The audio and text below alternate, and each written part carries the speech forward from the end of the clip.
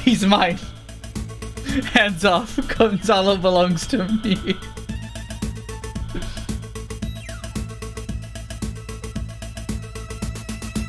I guess the way to make a smile would be to exaggerate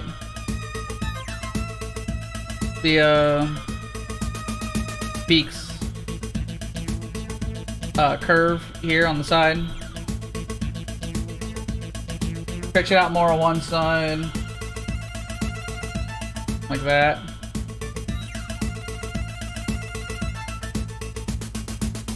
And then maybe eyebrow work.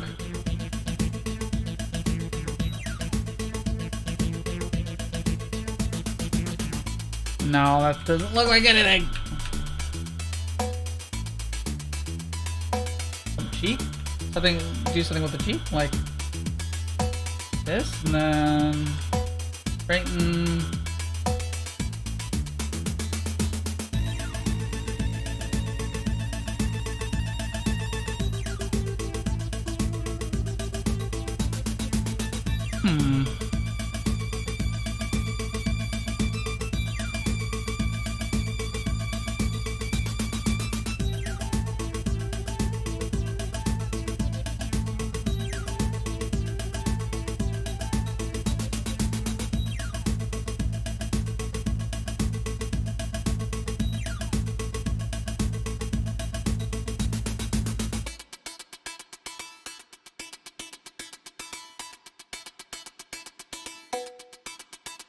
Would that work?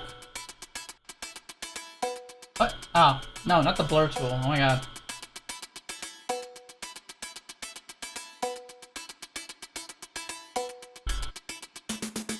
You use the bottom of the beak. Got it. The lower beak. Hey. That's how you draw expressions. So then...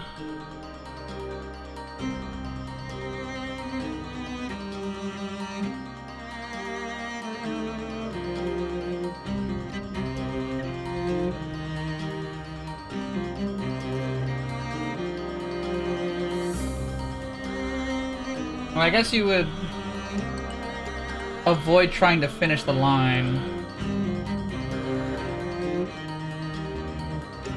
That's okay. This has been my random study in how to draw beaks featuring my new character, Gonzalo. Look forward to more of him later.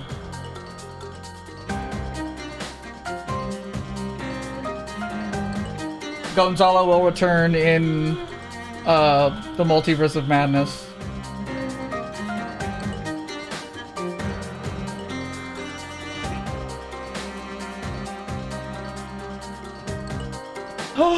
It just hit me. It's the new month.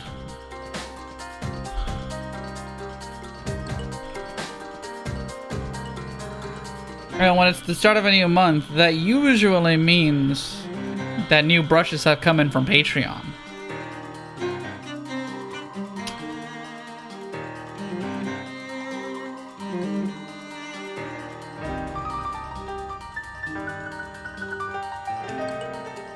You know, Patreon just gotta load it all.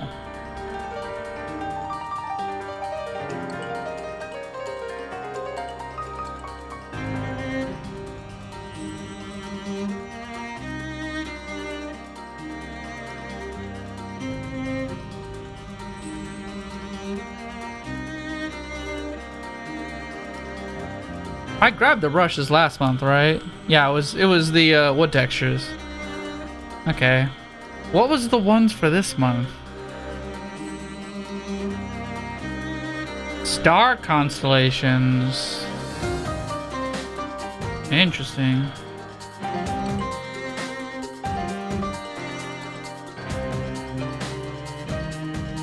Alright. This is me getting very distracted.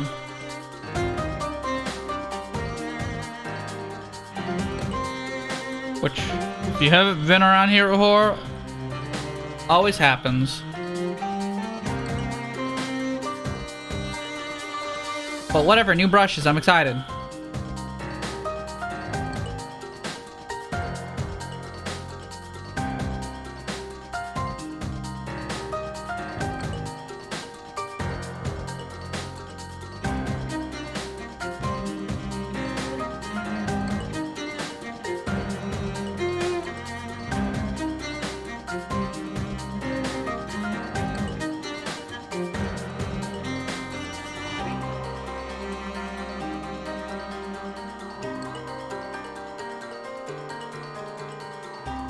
Hey, Okin gave it a follow. Thanks for the follow, Okin.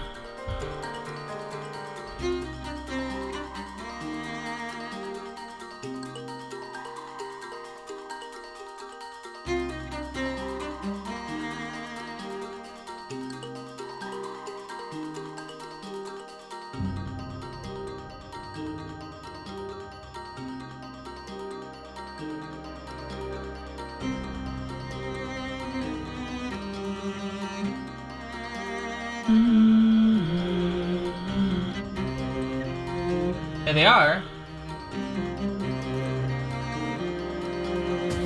I'm gonna test this with blue.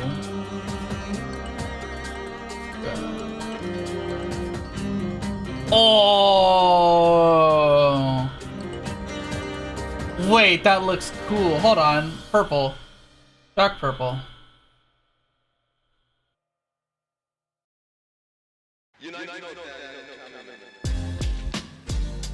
Play this. Play this. 1, 2. Huh! What is this? This one's called the Milky Way brush. What happens if I half pressure it? Okay, that's not as impressive, but it looks cool.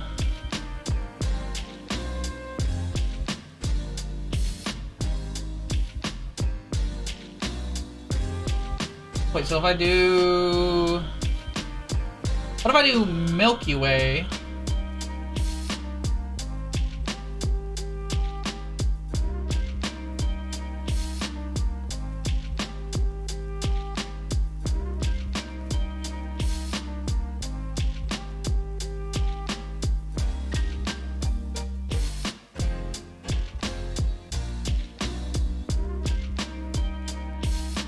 And then stars.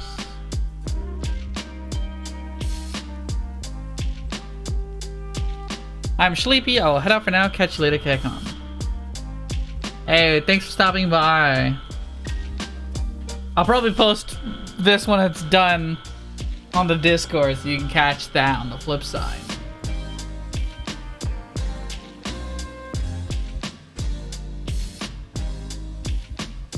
Always good to see a friendly face around.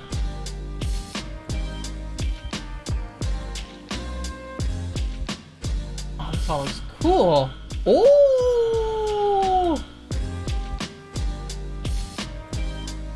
This is what my money's for.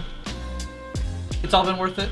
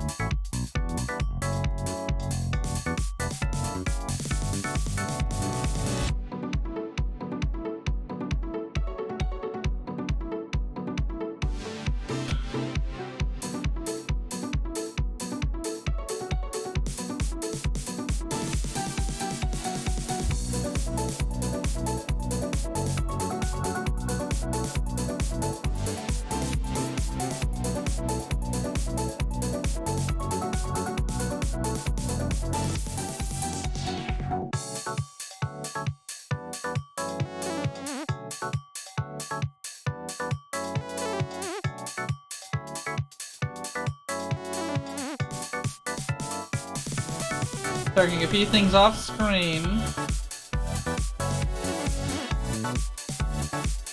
to see if anyone can come on for a segment later so I can go get a real meal or a power nap.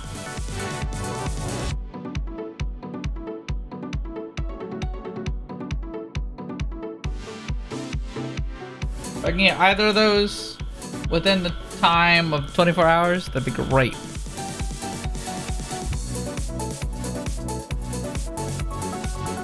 And also,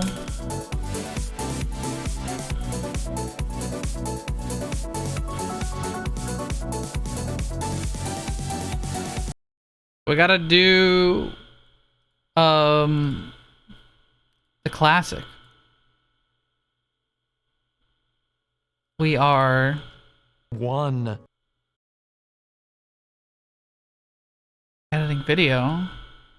We're not editing video, we are drawing art.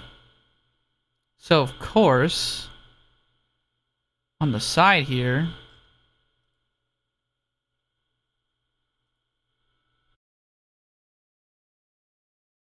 window, window, window.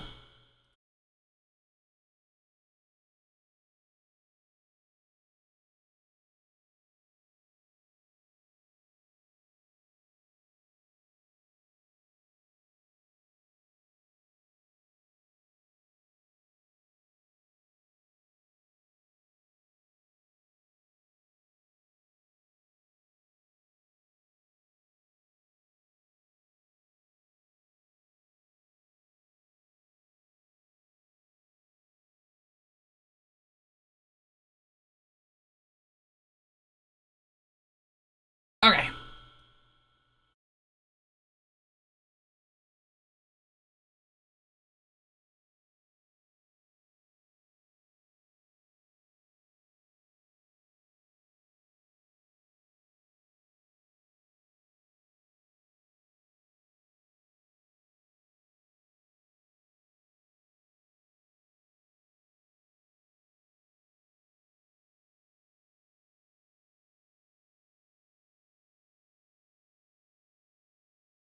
There we go.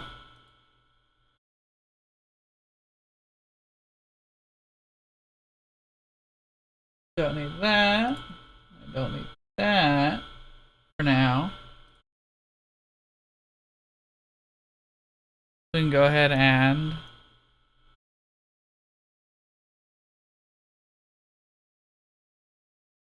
pull this aside. I like that though.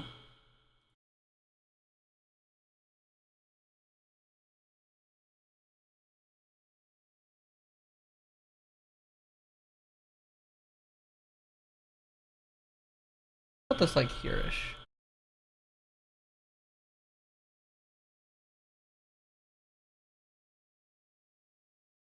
Maybe not with a funny brush though.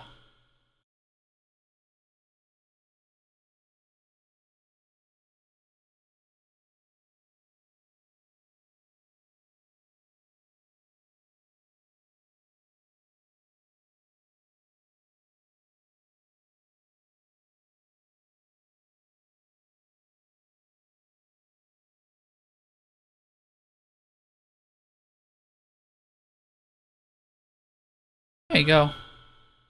Like that. Elementary school teacher who had had any, much less the most dramatic impact on my actual life. I could have looked her up and I could have told her, hey, I eventually learned Chinese and I went to China and I went a lot of other places too. I went a lot of places. I asked the principal if she'd ever known Mrs. Dunn. She said Mrs. Dunn was probably before her time. I instantly wanted to ask every older teacher in the building if they'd ever known her. I wanted to spend an hour going door to door. I'd seen so many older teachers during my tour. Some of them looked as old now as Mrs. Lemke had back then. One of them had to have met Jerlia Dunn Johnson Punch at least once. I just wanted for a moment and desperately to talk to one other person alive. Right, I forgot that this is like really dark as a moment. I knew I was in the very small, reliable geographical area where that could possibly happen. My friends, however, were getting hungry and my dog needed to go to the bathroom. As we stepped outside into the dog's bathroom and took group selfies in front of the school, part of me knew beyond a shadow of a doubt that someone somewhere inside one of those two buildings had known Mrs. Jerlia Dunn Johnson Punch. Another part of me wanted nothing more than to prove it. I think the perfect scientific definition of a ghost resides somewhere between those two parts of me.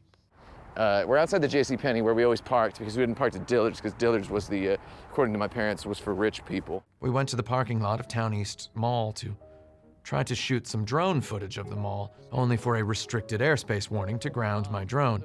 It dawned on me, of course, McConnell Air Force Base, a U.S. military installation of some size and importance, is just down the street, here in Wichita, Kansas, the airplane capital of the world. So we drove by McConnell Air Force Base, where my dad had worked and my mom had shopped, where I'd attended field days and air shows with extreme enthusiasm in my young youth, back when I wanted to be a pilot. Back before my brother told me you need 20/20 vision to be a pilot. We stopped at the Quick Trip convenience store nearest McConnell Air Force Base, even though it looked absolutely nothing like it had in 1990. I drank a big plastic commemorative cup full of Coke Zero, and I amusedly sipped their in-house energy drink, Rooster Booster. I actually kept the Quick Trip cup, and it's full of all of the USB cables that ever get used in the living room. I put them all in there. They fit perfectly in the cup, and I can easily pull them out, and it sits on the table right next to my right hand as I sit on the sofa. So, love that Quick Trip cup. Thanks a lot, QT. Lunchtime had arrived. I navigated our rented SUV by my memories. I drove past Town East Square Mall, past a couple apartment complexes, past a knick-knack store, and pulled into a parking lot. The Taco Tico of my child years had become a place called Fuzzy's Taco Shop. Brent Porter and I went inside Fuzzy's, only to walk right back out. I'd really wanted to go to that Taco Tico. Me and Porter went into that Fuzzy's Taco Shop just to say we'd been in the same building that used to be Taco Tico. We were not planning on eating there. We didn't walk in and see a rat and decide not to eat there or anything. I just wanted to go occupy the real estate geometry, not dissing Fuzzy's Taco Shop. I'm sure they're wonderful. Just didn't want to eat there. It had to be Taco Tico. I wanted to eat at Taco Tico. I really wanted to eat at that Taco Tico. And that Taco Tico wasn't a Taco Tico anymore, though I still just wanted to go into the building, just to say I'd been in that building. Though if I was disappointed by Fuzzy's Taco Shop, had nothing to do with Fuzzy's Taco Shop. It was just that it wasn't Taco Tico. And that was my Taco Tico, that Taco Tico. God. I wanted to go to that Taco Tico. He's Because really my on neighbor, hit my being his Taco Tico. only childhood friend in those years, Rohit Parthasarathi, had wanted to go to that Taco Tico on his birthday, the first summer I met him. Rohit and his family were from India, and they were vegetarians. I didn't even know that was a thing a person can be until I met him. I was fortunate enough to be 6 years old when I learned that's a thing you can do, and you can just not eat meat if you don't want to. And we went to Taco Tico on his birthday, and I had at that point in my life never tasted any food so delicious as Taco Tico cheese enchiladas. That day I wondered, why don't my parents take us The Taco to Tico. eat any fast food this good? And this place was only a 5-minute walk from our house. Rohit turned 5 years old that day, July 31st, 1985, and I became a significant percentage more like the person I occupy today. My big brother and I proceeded to, for 4 years, annoy our parents with constant pleas to take us to Taco Tico. Please take us Our to parents Taco seemed Tico. utterly offended by our insistence that we could walk to Taco Tico. They seemed to despise the very idea of not taking the car to get fast food at somewhere American, like Spangles or Brahms. So it What the heck is a Brahms? got to go to Taco Tico after Little League, when Rohit's dad would take us all there. He'd take the whole team there. He was the coach of the team. The only other times we went with my Aunt Sandy every other day during the scorching August of 1987, after my little brother was born. Porter and Mimsy and I Googled around. Another Taco Tico existed on the same street as this one, on Rock Road, just a ways further down. I was willing to take it. Rock Road is Rock Road. And then I realized my heart pounded as they discussed their lunch plans. As we made ready to get back into the rental car, I said, "Wait a second. My house is right over there. I need to go look at it." Maybe my tone had frightened Mimsy. She opted to stay in the car with Bibbithy and the air conditioning. Brent Porter followed behind me in the 100-some-degree heat as we walked past the townhouse complex clubhouse and the post-apocalyptically empty swimming pool where brand new 80s music had once blasted routinely on competing boomboxes. The heat of the sun, the speed of the wind, and the humidity index together gave my body the exact remembrance of the summer day we'd rented Ultima Exodus at Pop and Go Video, then ditched it after an hour to go swimming. Final Fantasy I hadn't come out yet.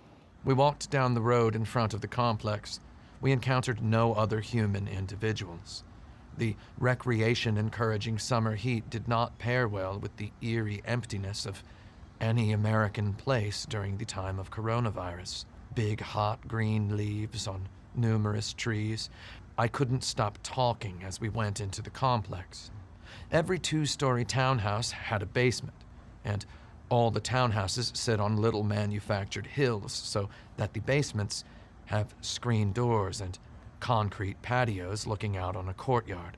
Looking down some of the courtyards, I recalled that my brother and I had described the place as the Ewok Village when we first moved in. We walked past carports, which my brother Roy and our neighbor Rohit and our neighbor Rohit's brother Rajiv had ridden our Kmart-bought BMX bikes around on days just like this day. We walked directly, with silent conviction, toward a bend in the road and a pitch downhill toward the street at the back of the complex where I'd lived. Rohit's mother, Lakshmi, drove several boys to Minaha Elementary School every day in her station wagon. Right What a nice here, lady. on this hill, is usually where the local bully Jared ran by the car yelling, "Wait up," before hopping in the back with his basketball. And also, right there on that curved little hill road, Jared had once thrown a basketball at my head, knocking me off my bike.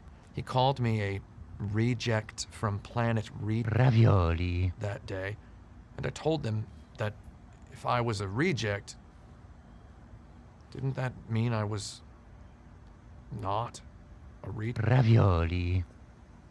So he hit me with the basketball again, full in the face this time. We followed the road directly to the playground.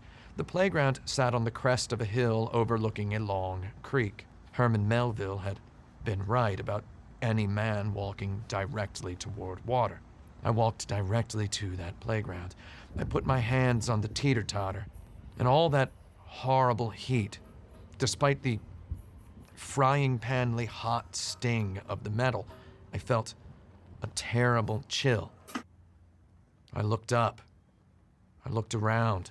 The chill intensified. I tried to play calm. I told Porter that the playground had not changed in 37 years. The equipment was exactly the same. The swings were the same. The monkey bars were the same. The teeter-totter was the same. The little fenced-in dog zone in the grass over yonder was the same. The sandbox was the same. The layout was the same, and so was the metal. So was the wood, now splintering, of the sandbox framing beams. Here in this sandbox, surrounded by the same metal, the same wood, and probably even the same sand, a kid who had seen Stand By Me and taken away that the Kiefer Sutherland character was pretty cool when he threatened some kids with a switchblade, threatened me and Rohit with the switchblade.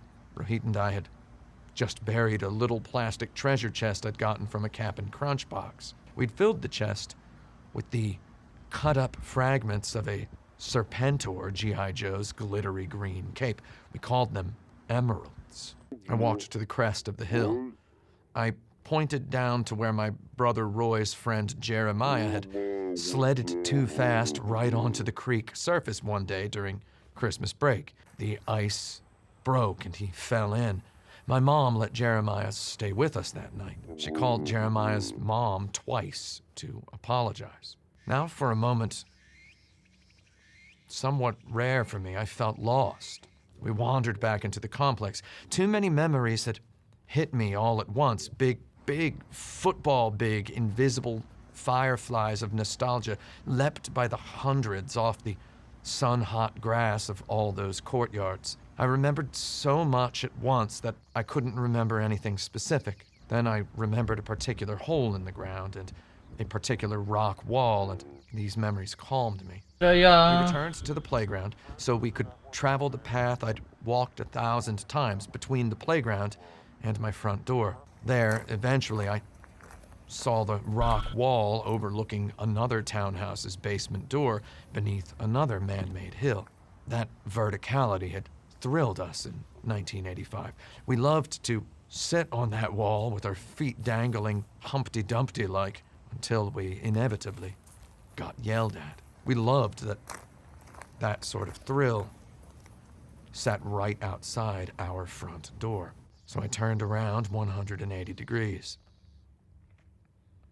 Townhouse number 1705. On the left-hand side of the hallway, just inside that door, a staircase took you directly to the bedroom where I'd lived and dreamed. For what I now realize, memory and remembrance have conspired to assure represents most of my life. We got a Nintendo for Christmas, and we rented Metal Gear from Pop and Go Video and played it in the living room on the right-hand side of that door. I'd gotten a Timex watch with a black and gray striped nylon band for my 6th birthday, and banana yellow Converse Chuck Taylor All-Stars that were somehow too big and too small at the same time for my Ain't that 10th too birthday true? in that living room. My little brother had rolled around in a playpen in that living room. My aunt had loudly apologized to my mother for the violence of RoboCop in that living room. Me and Porter stood outside the door. I didn't know what to do. I didn't even think of knocking. I can't imagine a person lives on this earth, much less inside that building, who'd hold genuine interest in a guy knocking on their door to say, "Hey, guess what? I lived here 37 years ago." What do you say to a guy like that? Okay? Bye? A lot of people don't get exactly as far away from themselves as I have.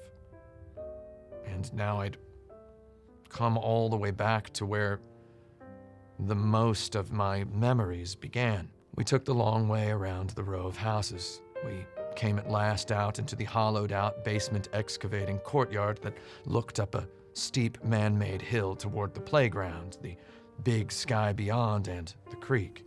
We walked past the basement patio of my mom's friend Gail, whose son Heath had totally proven to us that a human person could beat Ninja Gaiden right there, behind that sliding glass door. In one corner of the courtyard, I saw a collection of old baby strollers standing quietly out in the sun.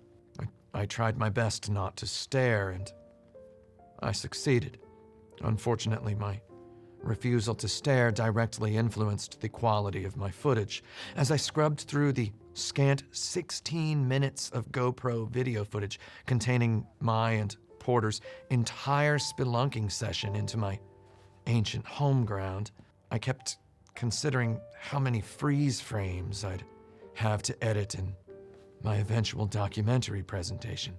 I could palpate my past trepidation anew and viscerally as I clicked around my footage. I felt so darkly double ashamed of my filmmaking aspirations.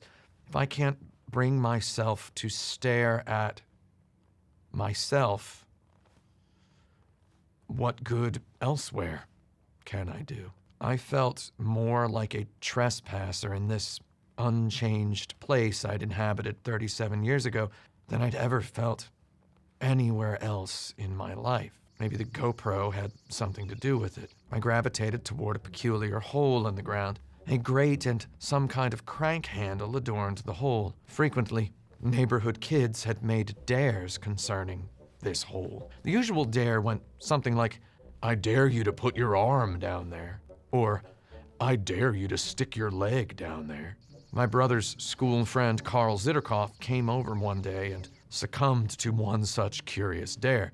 Carl Zitterkoff had slept over on a Friday, pizza night. My mom had complained that the addition of one whole extra male human child person discombobulated typical pizza night protocol. She always made 2 pizzas, 1 pepperoni and 1 cheese. A 4th non-baby male pizza eater threw Friday night into chaos. My mom resolved to make 1 additional pizza, warning us that we boys would have to deal with the leftovers. Carl Zitterkoff ate that entire pizza by himself. Then he lay on our sofa groaning in a manner my parents have enjoyed derisively imitating as recently as December of 2021. That night, hours before we watched The Lost Boys in the basement, and before we ate pizza, the neighborhood bully Jared had simply, and in hindsight bewilderingly, dared Carl Zitterkoff to throw his shoe down there into the hole. Carl Zitterkoff asked, "What's in it for me?" And Jared promised him $5. Carl Zitterkoff immediately took one of his Payless shoes off, unvelcroed him, yanked the shoe off, and dropped it right down into the hole. Jared said, "Well, we didn't shake on it." Carl Zitterkoff shrugged and walked one-shoed back into our house, where in a little over an hour he'd begin legendarily eating an entire pizza with 1 mud-grade tube sock. So for 35 years, my parents have made fun of this kid for groaning because he ate too much pizza, while I've been sitting over here with my slightly different perspective. As he lay there groaning about the pizza, I couldn't help thinking, isn't his mom gonna get mad when she sees he lost a shoe? How is he going to explain his missing shoe? What if it rains tomorrow? Won't his sock get wet before he can even get in his mom's car? Either way, once Carl Zitterkoff was gone, my mom told my brother to never invite him over again, citing, and I quote, "I can't believe that boy ate that whole pizza." So I walked up to this hole, and I thought, maybe Carl Zitterkoff's shoe is still in there after all this time. Kid dropped his shoe in there once because another kid told him, I gazed into the hole. "Put your shoe in there." I didn't see nothing. Because places do not remember us. The mundanity of this Carl Zitterkoff story stands in succinctly for every other non-fictionalized aspect of my life. So we went to Taco Tico, and it owned. When you spend your whole life romanticizing one fast food chain, it cannot disappoint you when you go back after 30 years. Taco Tico. I can't speak any scientific analysis of the Taco Tico The experience. fucking Taco Tico, was Taco dude. Tico. It was Taco Tico as it had been Taco Tico. Taco Tico is Taco Tico. If you live near Taco Tico, please cherish it for me at your earliest convenience. And then, thereafter, whenever you can.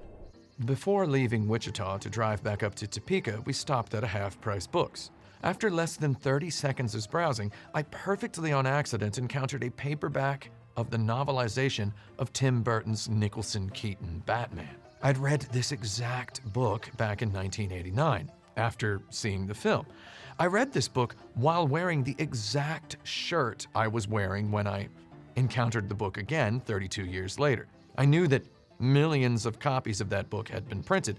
I knew that my brother Roy had claimed the book for his own after I'd finished reading it, and though I never saw it again, I don't think he got rid of it before we moved to Fort Meade, Maryland. I had no delusions in 2021 about this being the exact same copy of the book that I'd read once in this exact same geographical location. However, it was the same edition.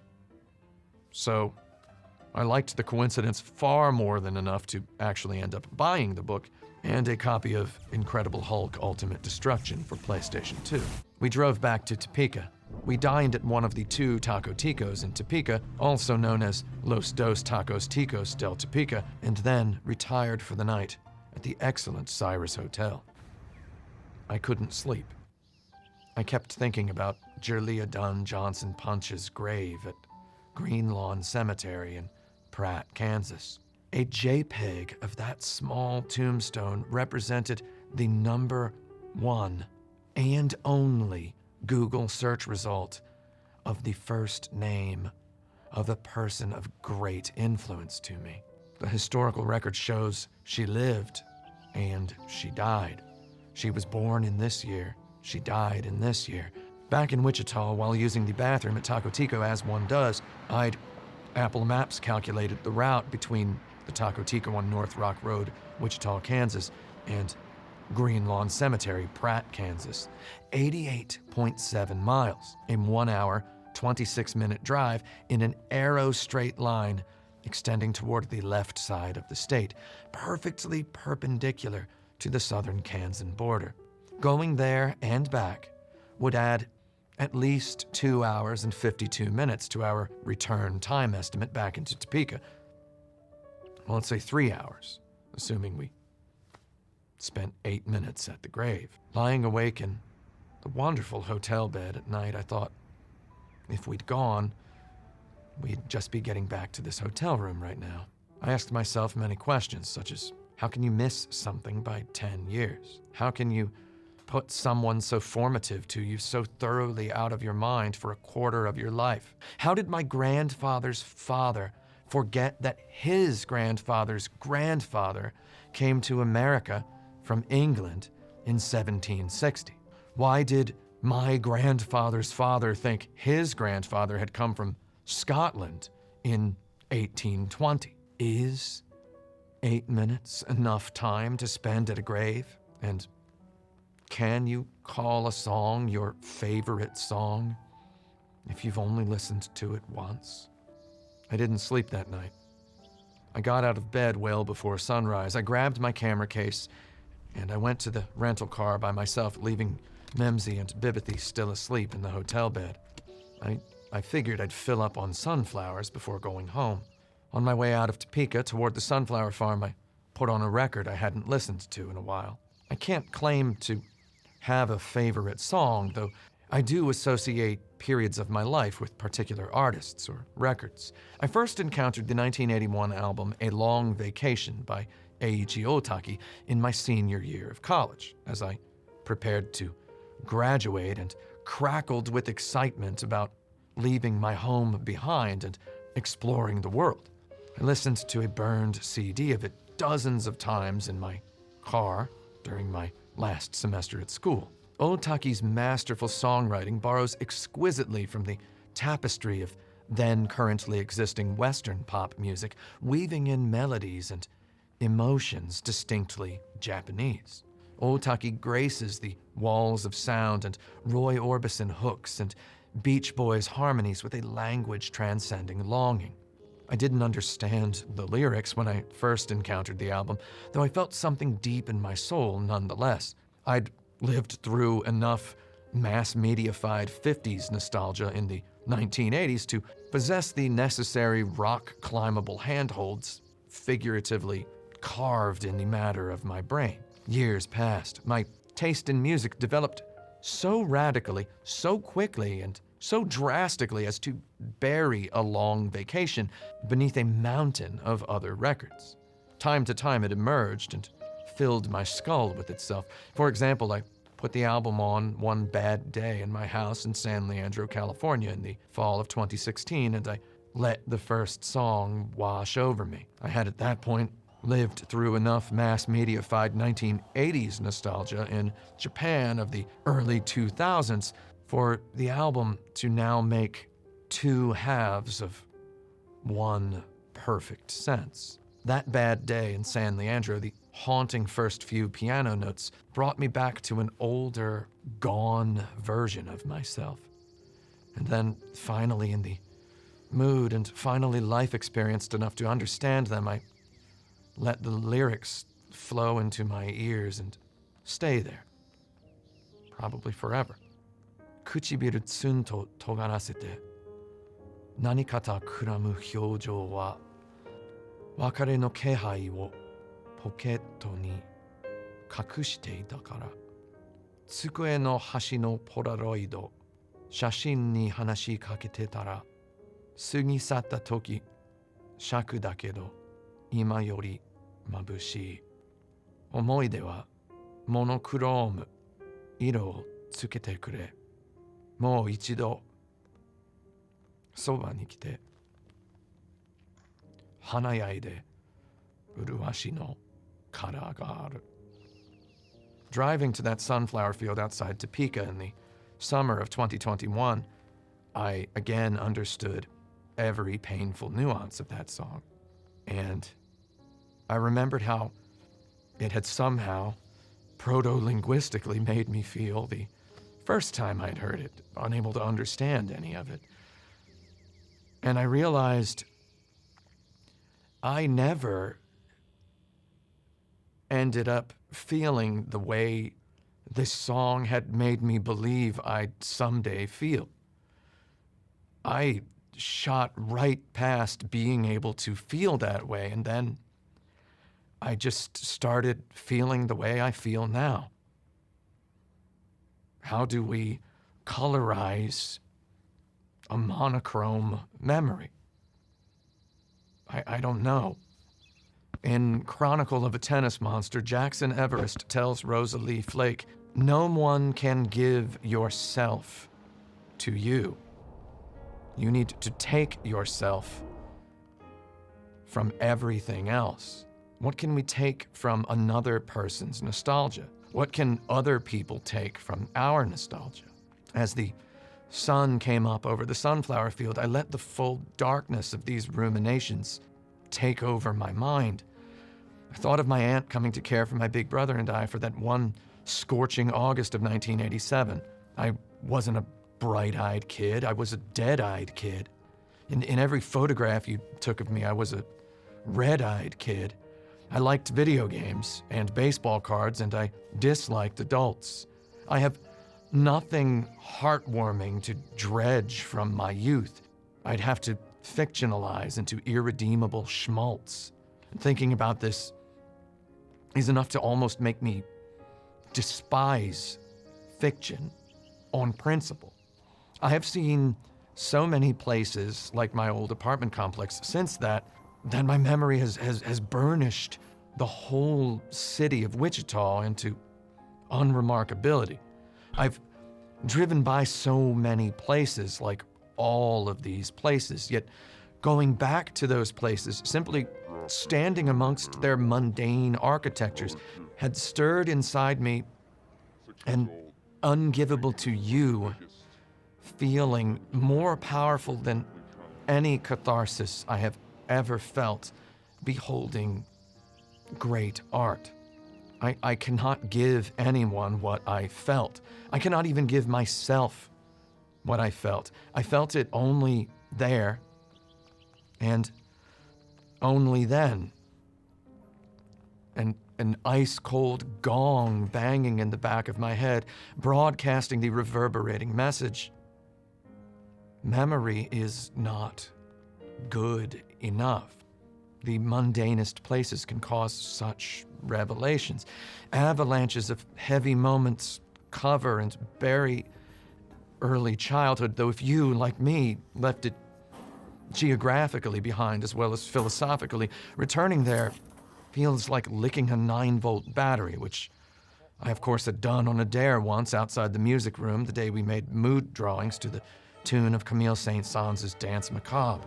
I struggled against the sun itself to collect as much footage of these sunflowers as I could. I could see their petals shriveling in the colder-than-yesterday morning air. The torrent of rain some days earlier had spelled the beginnings of their ends. I stood among the flowers for some time after I turned my cameras off. I listened to the wind and the insects and the occasional cars softly gliding down the country road. In that breeze, Accumulated soft wishes filled me with whist. We hunt always for the limits of the word almost. Think I'm almost Live to done drawing test the this. boundary between right now and too much time.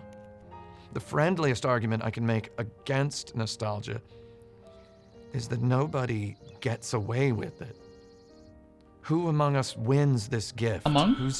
Who's right now feels the way back then we hoped it someday could? Or the other way around. That was a compound sentence. It fills me with a reverse desire. That I don't want to be a person anymore. I want to be this vibration that shudders between too early and too late. I want to be that microwave radiation wafting over windowsill apple pie. Like, I want to be the ends of myself. Or I want to be a paramecium. For many, maybe even most people, this entire life exists inside a singular aggravation. We exist alone with it, like a wristwatch that tells you the time is right now. I'm still there in the sunflower field in a Batman shirt, aged 42, by the poolside, aged 10, with Club Nouveau's Lean on Me blasting from a nearby jukebox in the same Batman t-shirt. I am everywhere I have ever been, all of the time. So, when I went looking for myself, of course, I couldn't have found myself if I'd gone looking. So, to answer again, and with some of the same words, those people who have asked me why I, a person with exceptional memory, bother to rewatch films, imagine having a favorite song you've only ever listened to once. Our memory only records the cold parts. Our memory cannot replicate textures with perfection. Memory is worse than the moment. Better memory is worse than imagination. I have, in fact, like you, lost fragments of myself to the void by failing to commit them to foreverance, by neglecting to declare aloud, I think I'll keep this. Nostalgia resounds loudest when we feel a feeling that forces from us a declaration of, I didn't keep this. Because you can't keep it. Memory is not keeping. You don't even own yourself inside yourself. That's real. And that's why the Sunflower Farm asks that photographers donate $10. I stopped at a gas station outside Topeka and purchased a Diet Dr. Pepper and a bag of Andy Capp's hot fries. I listened to As the you back do. half of Eiichi Otaki's A Long Vacation during the 20-minute drive back to the hotel. As you do. Out of nowhere, I imagined the kind of epitaph I'd like for myself. He died doing what he loved. Something he'd never done before. How do I turn my life into the sort of life where I deserve that sort of reputation? I walked through Central Park the other day, reading off dead people's names on park bench plaques. Places don't remember us. And if they do, we're dead. Standing in front of my old front door, I thought, places may not remember me, though do we who leave places behind, not with the briefest flit of assumption paid to the possibility that we will never return, deserve to be remembered. I had no reason to return to that place. I had less than no reason to return to this place I had never been. I'd have had less than no reason to go back again. Put a shoe in it. So to slap myself in the face again with proof of the universe's hugeness, I did go back again, and I survived again. And I realize now I'd survive a lot. We all would. In front of that creaky playground a second time, I imagine an old man's prayer. Summer will come again. Ow. And I will do it right. That I should live to see another of these fleeted seasons, and that next time I will live it well, and with truth to my ancient wishes. In August of 1987, my aunt cried at Mid-Continent Airport before her return flight to Philadelphia. As an 8-year-old, I didn't know why she cried. When Boku hugs his aunt and cries at the end of Boku no Natsuyasumi, I didn't understand that either. He'd barely talked to her outside of the time she cared for him when he was sick that one day. The night he dreamed of the sunflower field bulldozed. On one particularly bad day in my life, I had obtained the phrase, "Meanwhile, our shattering animals." And I remember this phrase and turn it around in my mind every so often. I turned it around in my mind in Kansas. If you didn't count the time we watched the Space Shuttle Challenger launch in the school gymnasium, no death relevant to me had occurred during my childhood in Kansas.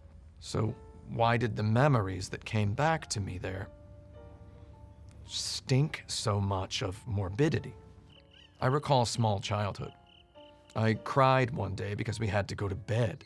I later cried another day when my mom explained that Darth Vader was actually dead forever, even though we get to see his ghost at the end of the movie. I cried another day because it was Christmas night. And I knew that when I woke up, it wouldn't be Christmas anymore, even though I hadn't really gotten any presents. I just liked that it had been Christmas. Boku cries at the end of Boku no Natsuyasumi, even if the player did not participate in any of the narratively deepest plot events. Even if the player just made Boku spend every day at home, inside the house, Boku cries when he hugs his aunt goodbye on the final day.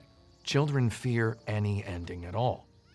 Meanwhile, our shattering animals, as adults, fear change. It felt like Boku no Natsuyasumi wanted to call me a liar for experiencing all of it perfectly. For a moment, that stung, because I didn't like thinking that our particular behavior during one little summer month during our early childhood could influence the shape our adult life ultimately takes. I thought Boku no Natsuyasumi was telling me that we can, in fact, fail our own childhoods, though I realize now it relayed a gentler message. Everyone flubs their childhood. We can go back any time and remember and be graceful and maybe enjoy the outdoors no matter what our age.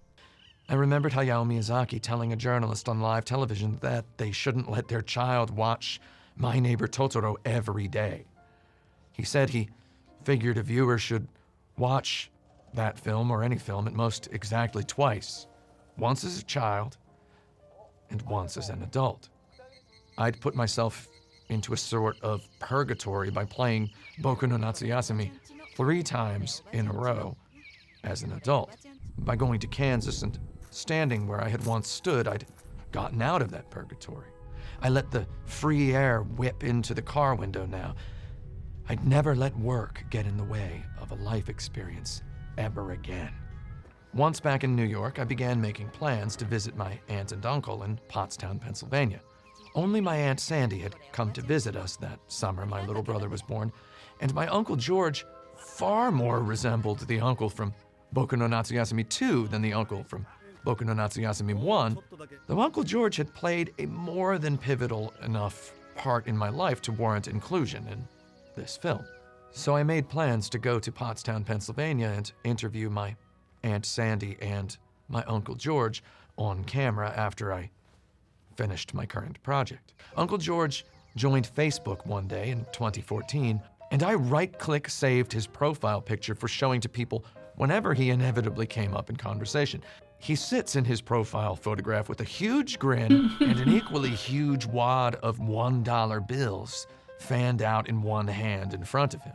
Uncle George was Greek and had married my Polish Aunt Sandy when they were both 16. He had been an amateur boxer, and being from Philadelphia, his favorite movie was Rocky from the day before the first time he ever saw it. Uncle George taught me how to drive his old stick-shift pickup truck when I was 7 years old. Wow. He taught me and my brother how to play blackjack at 5-card stud. He taught us the rules of pool and carom billiards. He taught us the rules of craps. He made sure all our gambling vocabulary checked out. He showed us how to deal from the bottom of the deck. Well, he showed us you could deal from the bottom of the deck. I didn't exactly quite get the technique of how to do it. He showed us how to rip off rental VHS tapes using 2 VCRs, and he let us play games on his Commodore 64. Uncle George literally had love and hate tattoos on his knuckles. And when I, at age 11, finally asked him why, he said, and I quote, "It's a reminder." Uncle George died of COVID-19 on October 26, 2021, the same day I uploaded the previous installment of this series. So I arrive at the end of this with an incomplete story and an incomplete definition of nostalgia. Any of anyone else's nostalgia invites us to invite ourselves. Beyond a certain point in any philosophical reflection, ourselves is all we have. I am not anybody else. It is not going to be me who cures cancer. It is not going to be me who writes the perfect 3-minute pop song. Though I can drive stick shift and count cards, and I have played a lot of video games. It is not going to be me who feels all of this world. I drag out this archived cold cut of myself to scrutinize because that nostalgia of another demands at the very least the very littlest piece of me, and this thin slice is all I have to give. We can access the nostalgia of another, though not without offering this slice of ourselves in return. I realize that every sentence we speak is a line in our autobiography. As late as my late 30s, I beheld moments from my 20s as still part of the present. Now, they are definitively finished pieces in a collection. However, just when you think nostalgia has bled out of you, you happen on accident to reflect on a new nostalgia. I have nostalgia for eating peanut butter and jelly sandwiches while playing Animal Crossing, literally sick with coronavirus in March of 2020. I have nostalgia for playing Bravely Default 2 with my little dog asleep on my lap after he tired himself out, excited to see me back from the emergency room in March of 2021. I have great nostalgia for eating cocoa curry with Mimsy on a heavy rainy night in Akihabara in September of 2019. I have new nostalgias all the time, even about Andy Capp's hot fries and a Diet Dr. Pepper on a sunflower sunrise morning outside Topeka, Kansas in August of 2021.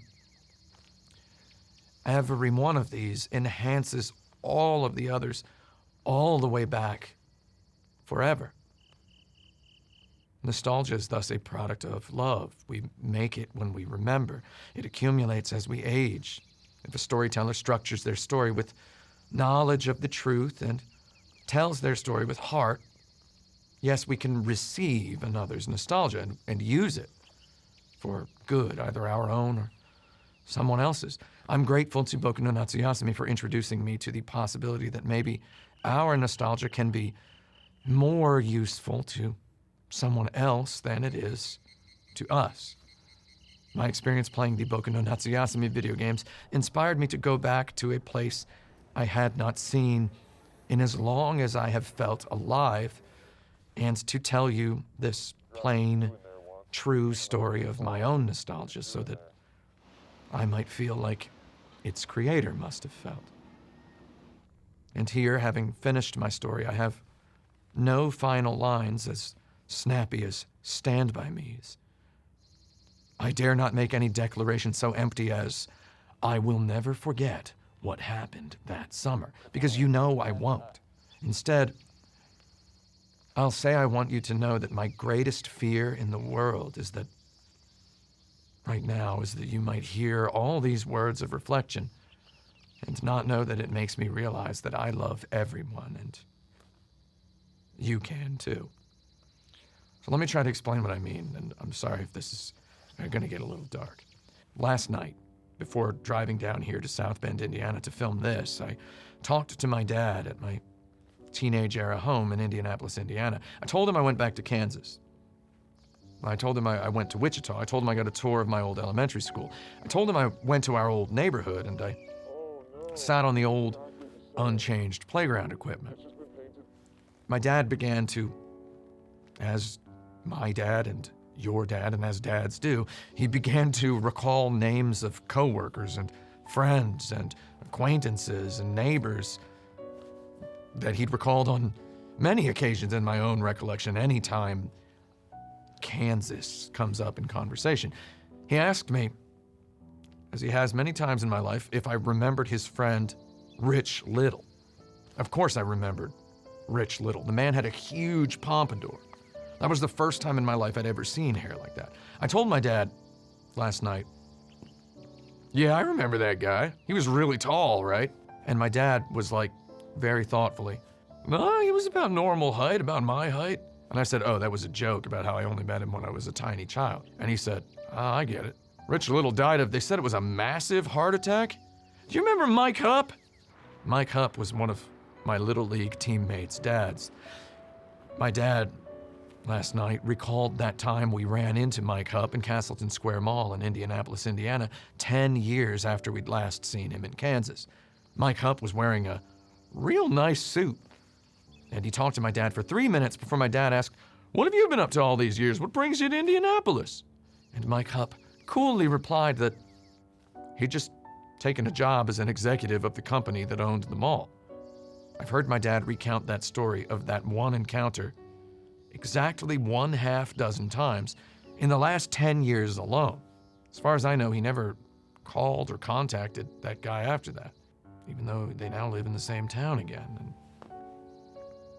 because I guess my dad knows him from Kansas, not from Indianapolis. And this makes me think about Kansas. It makes me think about the unfixable memory hugeness of my own childhood.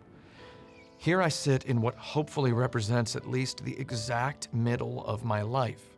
Past a certain point, a person starts thinking quite often, and not even morbidly, naturally, in terms of, what if I died right now, right here? And right now I think if I die right now, right here, my brain contains a mundane roster of acquaintances and places and situations. If I die right here, I let the memory of Mike Hupp, executive of the Simon Mall Corporation as of circa Y2K, defeat all other significances I have ever experienced. I let Castleton Square Mall become my mind's last words, the way Pepperidge Farm and Dietz and Watson form the earliest foundation of my deep childhood vocabularic memory.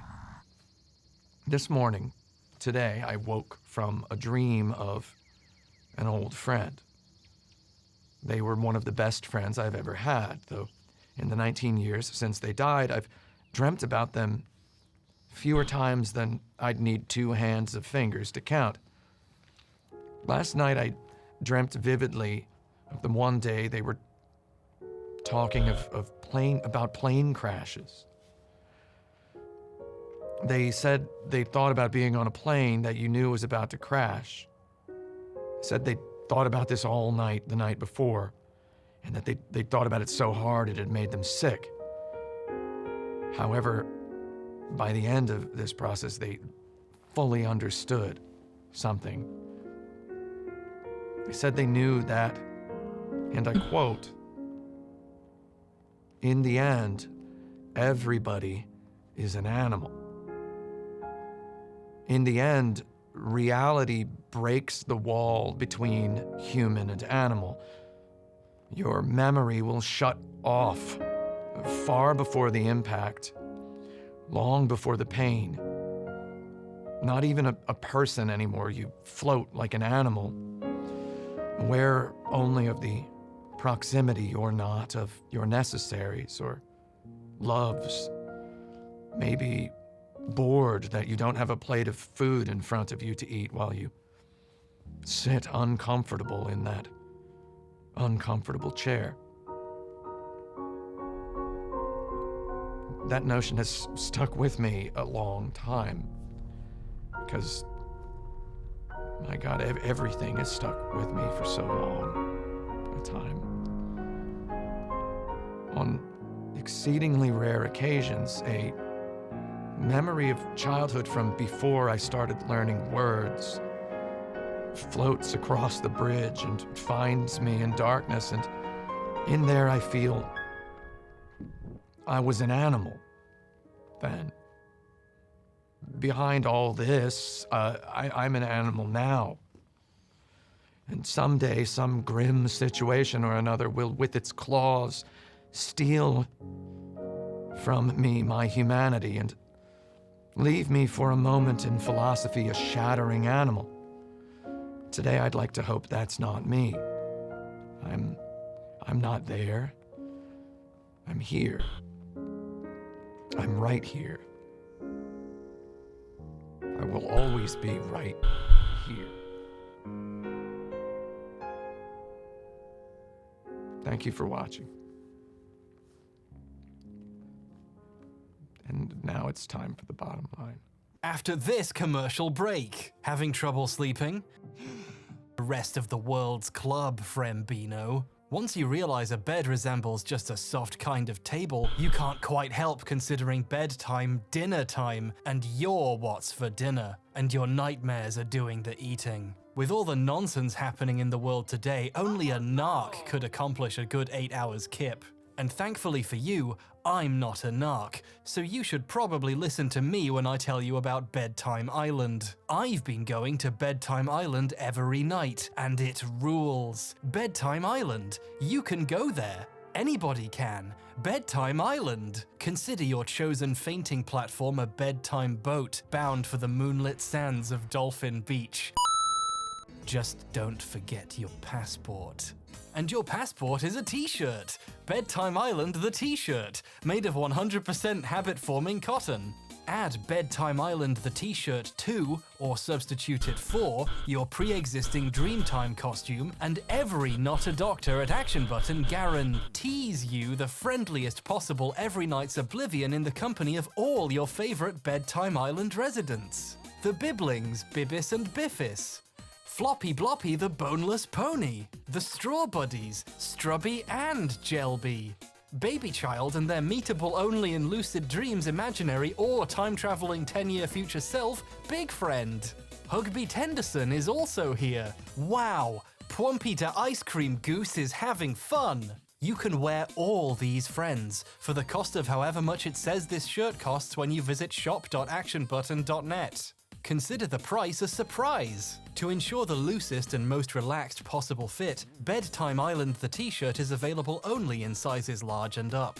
If you don't act now, we might not even Photoshop in Pipitha Penkleton or Bologna the teacup donkey. See if you can find them.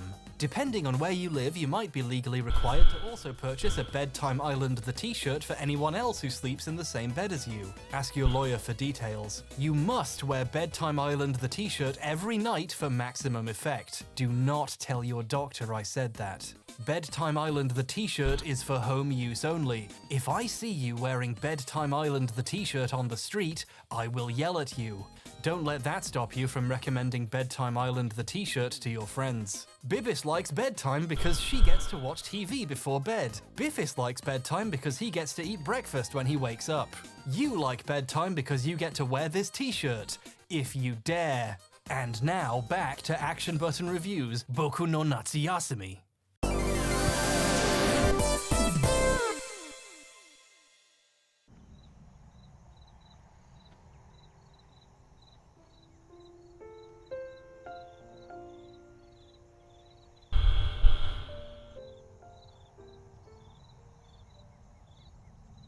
Boku no Natsuyasumi brought me back to a place I'd never gone. Boku no Natsuyasumi brought me back to a myself I'd never known. Then, Boku no Natsuyasumi called me a liar. As a game designer, I take away from Boku no Natsuyasumi the apparent effortlessness with which it exudes a bespoke quality. We haven't talked about the dog. I saved the dog for last. The Sorano family has a dog named Kenbo. Kenbo lives outside. He has a little house and he never once in 31 days steps away from it. Maybe the developers didn't have the Polygon budget to render a chain-link leash. Seldom do the members of the Sorano family allude to Kenbo. Maybe you've known people like this in real life. People who treat their dog as a matter of fact, who answer, yeah, if asked whether or not they have a dog. Me, I barely shut up about my dog. His luscious coat, his flowing mane. He is the pride of the Upper West Side. Boku nonetheless can make the dog's conversational acquaintance, should the player either possess a dog lover's attenuation to video game graphics or a role-playing game player's hunger to exhaust every dialogue, even those of the proto-lingual variety. Simply walk up to Kenbo and press the action button. Boku squats. Kenbo barks happily. Boku stands up. Boku bows to Kenbo as one might bow to a colleague of equal rank in a Japanese office workplace. Interact with Kenbo at night and this scene proceeds the same way, except with Kenbo whining sleepily instead of barking joyfully. During my first playthrough, I made Kenbo angry at Boku. It went like this. As early as Saturday, August 9th, 1975, if Boku passes under the overpass, crosses the wooden footbridge with sunflowers in the foreground, and investigates the water side of the pond at the bottom of the screen, he encounters a huge fish. The family will later call this massive salmon the master of the pond. On the final playable day of August 1975, Shirabe will even tell Boku that she has nicknamed this fish Jumbo. Boku, as an accomplishment-pursuing sort of bright-eyed lad, has had a fishing pole in his possession for 6 full days as of his first meeting with Jumbo, the giant landlocked salmon. So he views the fish's existence as a challenge. Yet if you try to catch the fish, you find your lure abjectly lacking. Fishing for Jumbo on a baby-tier tackle box plunges Boku into persistent misery. After you encounter Jumbo exactly once, Boku will mention the fish at family mealtime. Uncle Yusaku Sorano tells Boku that such a fish requires a lure made of thick hair. A few minutes of Googling tells me English-speaking fishermen call this type of lure a hair jig. Uncle Yusaku tells Boku, if you happen to find some good, thick, coarse, dense hair, bring it to him and he'll make you a good, strong lure. Boku asks what kind of hair is good, and Uncle Yusaku says, after a thoughtful pause, that hair of about the thickness of our dog Kenbo's fur would probably suffice. なんだ、それなら簡単だよ。 Interestingly, this is the first time in the game that anyone in the family mentions Kenbo's name.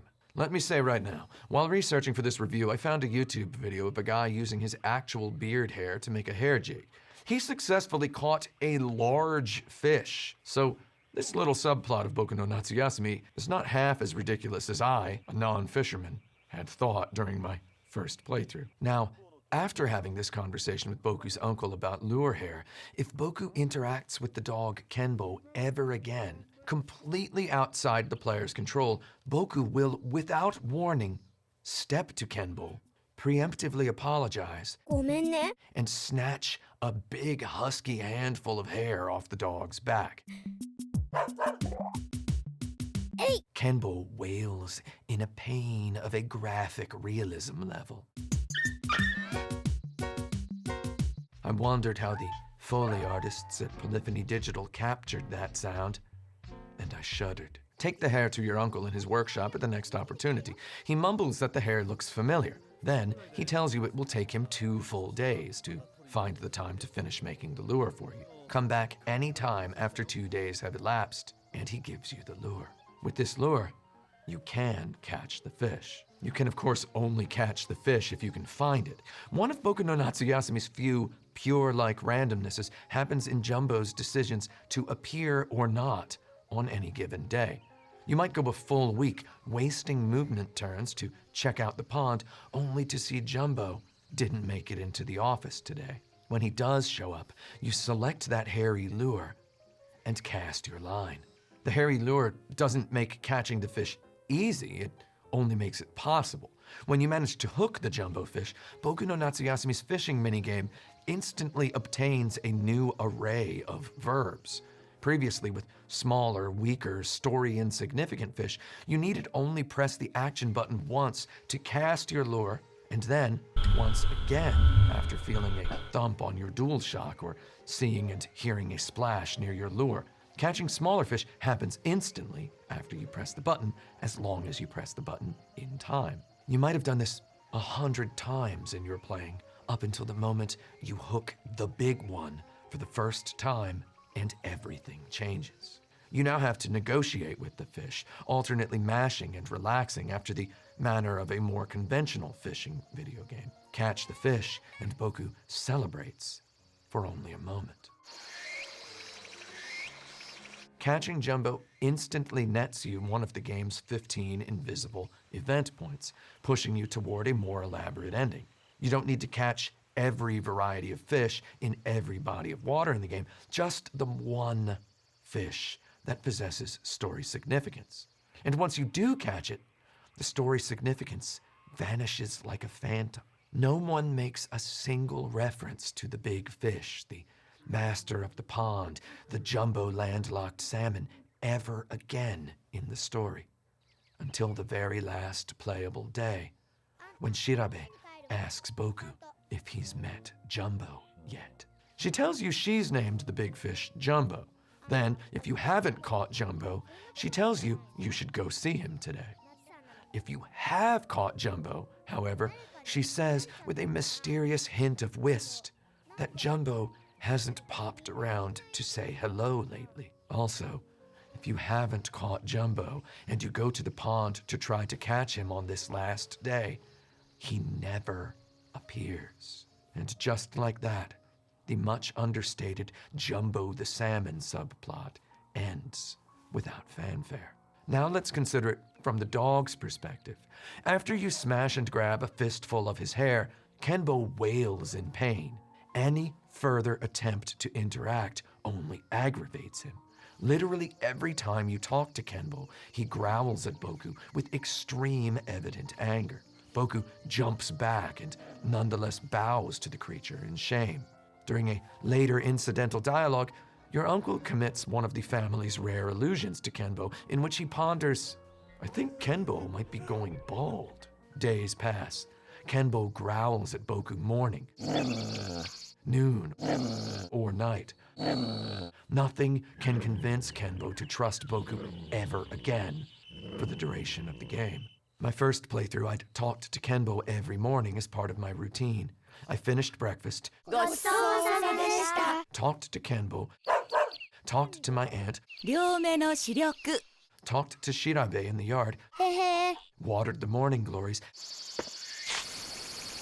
and only then did I set out to explore and adventure. I went into this game expecting micro decisions to add up to some substantial story reward. I didn't want to put it past the designers to craft some payoff for greeting Kenbo with unwavering consistency. In my first playthrough, I first encountered the big fish on August 12th, 3 days later than it is officially possible to encounter this fish. When Boku and Uncle Yusaku had a mealtime conversation about hair-based fishing lures, and Uncle Yusaku said that maybe hair of the family dog Kenbo's fur's thickness would suffice to catch a big, loud salmon, I did not expect Boku to act without my input. The next time I went to greet Kenbo, Boku grab and yanked the dog's hair without asking me first. Just straight to the yanking. Without asking my opinion via a yes or no prompt, Boku leapt head first into a bad relationship with an innocent dog. I nonetheless persisted in talking to Kenbo every morning and every night. I wanted desperately for his feelings to change. I caught the fish. I thought maybe that would dispel the dog's curse. It did not. After 10 days, I so dreaded Kenbo's growls that I stopped talking to him altogether. I talked to him one more time on the 28th, and he growled even then. I felt stupid, though I also felt confident that if I applied myself in my next playthrough, I'd find a cure for Kenbo's hatred of Boku. Before my next playthrough, I read one section of one Japanese guide. I knew of the event points system for unlocking endings. I knew that catching the jumbo fish gave me 1 point, and so did flying all the kites. I knew I could miss 2 events and still get the highest ending, which required 13 of the 15 points. I decided to skip the fish and the kites. I decided to skip the fish because I didn't want to hurt a virtual dog, and I decided to skip the kites because the kite flying controls really suck. I talked to Kenbo every day, and he barked happily or whined sleepily at me every day and night. No deeper interaction ever happened. I unlocked the ending in which Boku grows up to become his uncle's pottery apprentice, which to me felt perfectly natural. However, I looked at the guide again and glimpsed the word pottery in the description of ending number 4. I wanted the one higher ending, ending number 5. So I did a forensic analysis of my own footage. It turns out I'd missed watering the morning glories exactly once, and that had probably missed me a point. How had that happened? I'd had such confidence in my morning routine, yet in the bustle it had slipped my mind. For my final playthrough, I decided to try to do everything. I'd already explored the game world to my soul's content. Now I needed to more joylessly execute on that exploration experience. I met the big fish at the earliest opportunity, August 9th, and I plucked the hair from Kenbo as soon as I could. I presented the hair to my uncle in his workshop at the earliest opportunity. I caught the fish 3 days later. I talked to Kenbo every day throughout this experience. I arrived at the end of the month having only collected 5 of the 8 kites. In order to get all 8, I'd have had to have purposely prodded a beehive immediately after flying each kite, which activates the hidden mechanic of my aunt's motherly intuition, which warps me back home to receive bee sting treatment without costing the passage of any time. From there, I could have made a new kite selection and queued up my uncle's 2-day kite construction assembly line 1 day faster. No other way exists to collect all the kites in Boku no Natsuyasumi. I did the math. I didn't know this going into my 3rd playthrough, and I only caught on to the mysterious effect of the beehives during the last week in my final August. By then, I'd fully run out of time. I'd reached the end of the game having scored every point except the one pertaining to kites. I really wanted to fly the weird kite that looks like a big giant flying Boku. However, you'll have to make do with this screenshot of the kite as it appears in the in-game kite catalog. How a picture of Boku wound up in a book on the shelf in that family's house is a ghost story for another day. So summer vacation coasted to an end for the 3rd time in a real-world week, and I still felt the full bittersweetness of the first time. Only this time, the composition of the bittersweetness had a little bit less to do with the story than it had to do with my mechanical expectations. I felt pretty confident I'd get whatever the quote-unquote best ending was, though I also felt a little sad about having not captured a perfect playthrough. On that lazy final day of Boku no Natsuyasumi, I lazily walked over to Kenbo and pressed the say hello button. To my extreme shock and jubilation, Kenbo barked happily. I checked my notes. 21 days. You have to talk to Kenbo at his angriest 21 days in a row, or at least wait 21 days after you hurt him for him to forgive you. And when he forgives you, he does so without ceremony, without fanfare, without achievement unlocked. The dog in this game forgives you the way a dog in life loves you. A perfect stilted blend of elegance and inelegance. A good boy abides with sincere quietness. 2 decades before the Can You Pet the Dog Twitter account cruised from cute internet content to actual reference tool for game designers, Boku no Natsuyasumi had nonchalantly implemented a dog petting mechanic with a whole philosophically understated literary narrative arc pinned beneath it. In summary, that's at least as Undertale a thing as anything Moon did. I found much to celebrate in Boku no Natsuyasumi's dog petting saga. For mostly, it made me feel much like The Legend of Zelda Link's Awakening had when I first played it back in 1993, and I accidentally stole an item from the shop, and then every NPC in the game called me thief for what I imagined would be the rest of the game. That sensation of guilt evoked powerful feelings in my weird little raised Catholic brain back in 1993, enough for me to wipe my save clean, just delete it right off the cartridge and start the game over.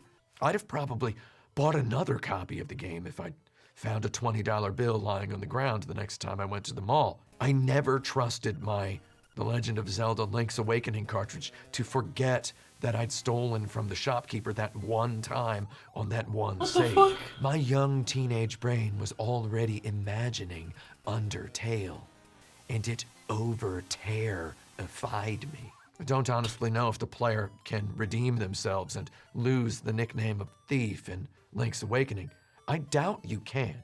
I've never investigated. Maybe if this was a review of Link's Awakening, I would investigate. At any rate, that Boku no Natsuyasumi contains such a quiet, realistic redemption arc for its hero softly amazes me. Many games since Boku no Natsuyasumi have used guilt to keep players paying attention, or if not guilt outright, then fear of missing out. Yet here, this old, wise video game had already nailed it. You cross a line in your role-playing of this inquisitive, impetuous young boy that you cannot recross. Now, you have to deal with it. Once you deal with it enough, congratulations. You don't have to deal with it anymore. All this is taking the long way to say that with its game world-spanning bug-collecting quest that nets no ending-influencing points, with its kite quest that requires arcane rituals to complete for credit, with its bug-fighting minigame of unspeakably dense, chaotic mathematics, with its musicless traversal bathed in lush, location-accurate, date-accurate, insect and wind soundscapes, with its understated emphasis on communication and connection over commodification and collection, with its heavy plot focus on messy, realistic human relationship dynamics, and with its graceful subplots such as the one wherein a dog eventually happily forgives you, as dogs do. Boku no Natsuyasumi is the Gran Turismo of Animal Crossings.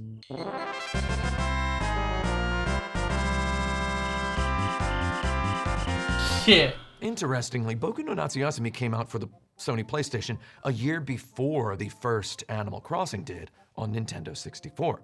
No one argues Sony won the console wars during the PlayStation 1 versus Nintendo 64 versus Sega Saturn generation, in which I think the Atari Jaguar also participated. The numbers don't lie. The Nintendo 64 and Sega Saturn had many video games still considered all-time classics today, though Sony defeated them both with sheer numbers. Every time we talk about the Sony PlayStation versus the Nintendo 64, we talk about how CDs were cheaper to manufacture than cartridges. Every time we talk about the Sony PlayStation versus the Sega Saturn, we talk about how perfectly that Sony logo brought the idea of video games into the mainstream. However you look at it, the Sony PlayStation also just had more games. More importantly, it had weirder games, more unique games, and just plain more games from first-time developers and publishers. Not that anybody debates any of this today. However, if we take the bird's eye view that 2022 affords us, we can see the bigger picture. The PlayStation had creative joy. Sony's efforts as a first-party publisher exuded soul. Back in the day, we used to wonder why Sony didn't seem to want to declare an end-all Mario and Sonic double homicider of a mascot. We'd have taken Crash Bandicoot. We clamored for that Bandicoot. Looking back from today, we can see Sony didn't need a strategy so cheap as get a mascot because they had spent valuable time just letting their characters hang out as characters. Crash Bandicoot looked a little like Sonic the Hedgehog in the mouth, though he also possessed an air of perplexing wrongness that ill-suited him to the role of corporate spokesperson, while fleshing him out as more endearing than he might otherwise have managed. Parappa the Rapper spoke to the modern era while embodying the graphic designerly character design perfection old-school game players craved, though his genre-establishing rhythm game's cutely flimsy plot hinged on his emotional insecurities and crushing doubts. A corporate mascot shouldn't need help on their driving test, right? When you expand your view a little past the obvious silhouettes of these characters, it all makes sense. Toro Inoue, the slightly annoying cat roommate from Dokudemo Issho, and inquisitive little lad from 1975, Boku Kubota from Boku no Natsuyasumi, round out the cuisinely proportioned four-person party of Sony's almost mascots. Like Jerry Seinfeld, George Costanza, Elaine Bennis, and Cosmo Kramer, fans might try to categorize their real-life friends as resembling one character or the other, though the truth says that each of us has all four of these characters in us all the time. The loud and cool door-busting one who is nonetheless a bad person. Giddy up. The one brimming with neurotic self-doubt. Red. Beautiful. Water. Here it is. Oh no. Despite his, in hindsight, genuinely excellent fashion choices. My mother caught me. My dad's gonna bite me. The cosmopolitan, prone to explosion. And the Peter Panly, even-Steven spirit of youth. Here, touch Golden Boy. Rather than give its audience a Mickey Mouseian or bland fantasy-flavored pre-baked blank slate, Sony let its almost mascots have personality so that they could constitute a blank slate in collective. Heck, one of Nintendo's mascots is genuinely a blank slate-flavored blank slate. Talking about Kirby, in case it's Kirby, he's a guy who can do stuff, basically. He eats stuff, I eat stuff. Man, subliminally, Sony gives you incomplete mascots who each represent a piece of a blank slate for you to doodle on. Rather than asking you to wait for the next big precious game, Sony of the latter 1990s asked you to please consider all of these eclectic, littler games. From the wide-angle view, we see that the Sony PlayStation platform fostered Final Fantasy VII, Resident Evil, Metal Gear Solid, Silent Hill, Castlevania Symphony of the Night, Final Fantasy Tactics. What is a man? Unimpeachable titans of video game history about which no one ever stops talking. Though when we zoom into the fine details, we glimpse games casual, hardcore, and armored core.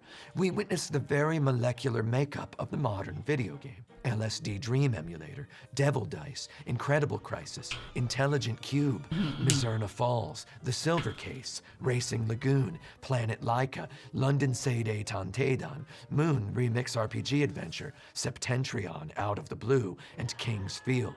The PlayStation had a Pokemon clone with art by literally Studio Ghibli. Sony themselves spent money to develop Popolacroy, a role-playing series based on a Eurocomics-inspired manga. If you look at Sony's first-party games today, Horizon, God of War, Ghost of Tsushima, Days Gone, Spider-Man, you might grumble at how, despite each possessing a remarkable high standard of quality, they all represent variations on the same polished, open-world video game template. Realize that Sony's game studios only converged upon this mission after many years during which creativity happened in all directions at the same time, during a turbulent period during which not a single one of us could even begin to consider how best to stop Mr. Domino. Sony had the impeccable taste to Can't task stop Mr. musical Domino. genius Masaya Matsuura, mastermind of the all-time great 80s pop act Size, to make a video game. Just because he wanted to make a video game, because he thought making a video game might be fun. And so he made Parappa the Rapper, which invented rhythm games. And then they asked him, while he's at it, why not make another video game? And for God's sake, he made Bib Ribbon. Sony made 5 Wild Armses and even 1 wonderful Legend of Dragoon in attempts to produce a first-party Final Fantasy. And then they backed Level 5 in their 1, 2, 3, 4 attempts to create a first-party Dragon Quest.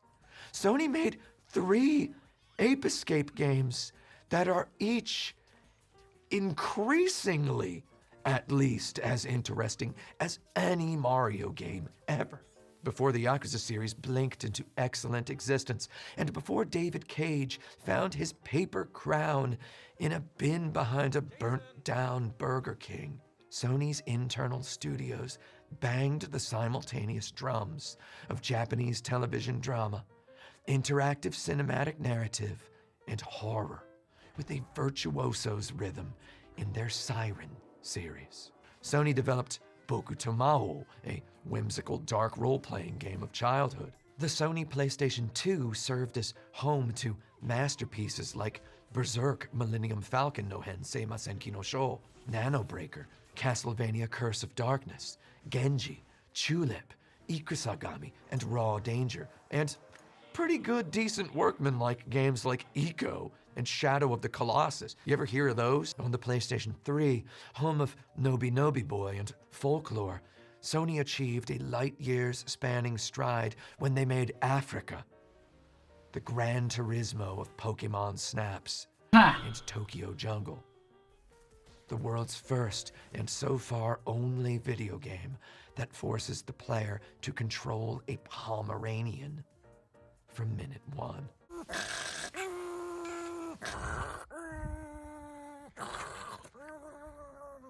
Back early in the novelty maelstrom of the first Sony PlayStation, however, while the question of video games as art went blissfully unasked, the studio Art Dink answered quietly in the affirmative again and again with the pristine Aquanauts Holiday, the brilliant Tale of the Sun, and the confidently aesthetic Kaze no Notamu, the latter of which featured cover art by Hiroshi Nagai, album artist of Eiji Otaki's A Long Vacation. Nice. While yet no one individual boring person had yet lazily asked if video games could become art someday, one fascinating group of artists answered several unasked questions of what else video games could become.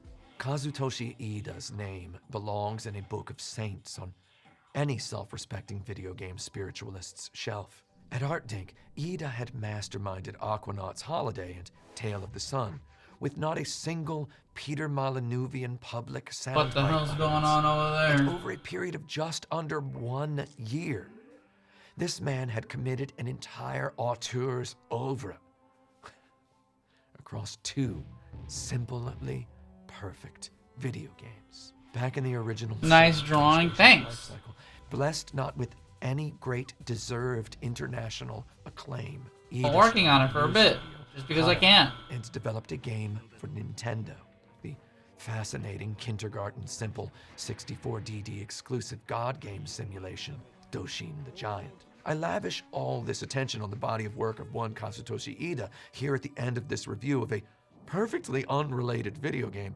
because it provides me an opportunity to conspiracy theorize. I've gotten this far into my meticulously researched video game review without proposing any outlandish conspiracy theories, so allow me to perpetrate just one. These days, I've started to prefer the weird stuff where Nintendo reached outside Nintendo more than the Nintendo stuff where Nintendo gazed deeper inside Nintendo. Nintendo clearly had their eye on the PlayStation. This is my theory, that Nintendo clearly had their eye on the PlayStation. This shouldn't shock anyone. Only a ridiculous person would insinuate that corporations choose to remain utterly oblivious of their strongest competitors for pride reasons. No, it's all money reasons all the time. We often speak about Nintendo as though their ideas come from the pure crystalline vapor cloud at the vortexual center of Shigeru Miyamoto's skull, though anyone with one eyeball on video game history can see behind the garden walls. Seeing as Shigeru Miyamoto himself produced Doshin the Giant, clearly someone at Nintendo had seen and loved Kazutoshi Ida's work enough to contract his new studio to make a game. They hadn't just encountered him in the street. Hey kid, want to design a game for us? Nintendo's bigger wig wearers had seen and made business money choices concerning Aquanaut's Holiday and Tale of the Sun as early as 1997. How big had their detective division's collective magnifying glass grown by the time Boku no Natsuyasumi emerged in the year 2000? Sony actually originally announced Boku no Natsuyasumi for release in summer of 1999. Director, writer, designer Kaz Ayabe told Ray Barnholt in a 2016 interview for Scroll.vg that a producer at Sony had asked them to add a fishing mechanic, which delayed their game to the fall. Another Sony producer considered it blunderous to release a game about a summer vacation in the middle of autumn, so the game received a delay until summer of the year 2000, after the PlayStation 2 would have already come out. In other words, news of Boku no Natsuyasumi and its nature had existed in the world at the earliest since 1999. Kaz Ayabe even tells Ray Barnholt in that interview that when he first pitched Boku no Natsuyasumi to Sony, they told him several developers had already pitched games about summer vacation. They'd said no, so they decided they should probably make one, and that's how the game got made. Nintendo released Animal Crossing on the Nintendo 64 in the year 2001. Like Boku no Natsuyasumi, Animal Crossing asks players to collect bugs, catch fish, find fossils, and run errands for your neighbors. Whereas Boku no Natsuyasumi sets its story in a place that feels real during a specific time period rife with real cultural references, Animal Crossing takes place in a pleasant cartoon no place. Boku no Natsuyasumi leaves players alone with its not clashing whimsical graphics and high-fidelity nature soundscapes. Animal Crossing bathes the player in luxurious music of a 1970s flavor. Boku no Natsuyasumi ends in a flash. Kaz Ayabe explained in the aforementioned interview with Ray Barnholt that people at the time often told him the Boku no Natsuyasumi games ended too quickly and felt incomplete. Of course, I fully realize they feel this way by design.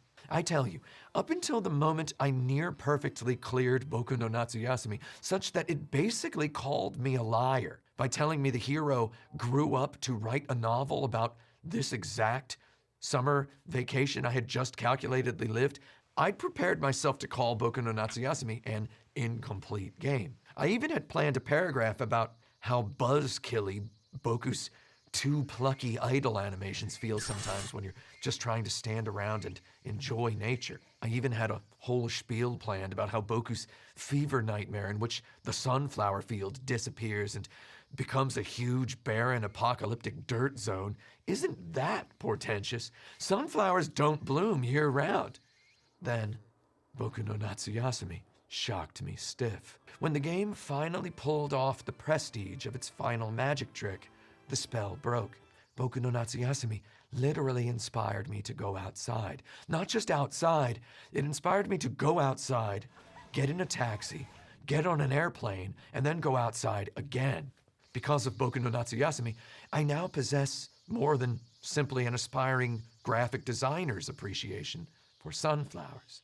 I now have corporeal experience, standing and breathing and appreciating among those most architecturally genius of plants. Animal Crossing, meanwhile, literally features a character who yells at you if you reset the game without saving. He just yells at you. He yells and yells at you. Kids begged their moms to call Nintendo and tell them the scary character yelled at them and made them cry. He doesn't just yell at kids and make them cry. He is a mole who pops up out of the ground to make kids cry. So precious, its myriad interlocking currencies. So trincatorious, its Swiss watchmakerly internal workings. Nintendo had to design an Animal Crossing character that made children cry so that Shigeru Miyamoto wouldn't cry.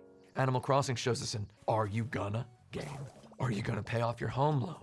Are you gonna plant some flowers? Are you gonna buy that vending machine from the vending machine? Are you gonna hit that clown sheep with your bug net again?